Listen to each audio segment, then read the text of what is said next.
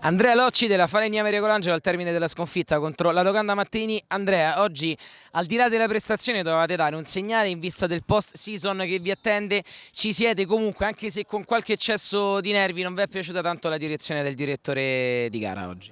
Sì, ci sono stati dei problemi col direttore, però alla fine potevamo fare di più, ci siamo mangiati tanti gol, non meritavamo questa sconfitta così di misura, ci rifaremo la prossima partita.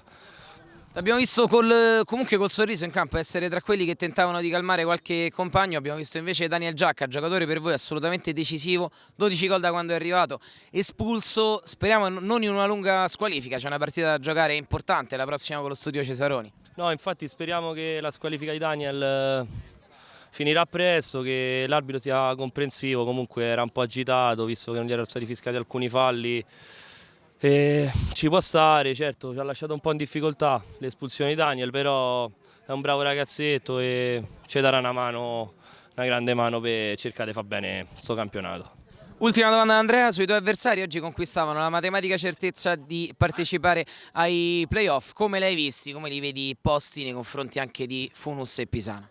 No, la squadra è brava, buoni giocatori, tutti giovani, quindi grande corsa, grande movimento.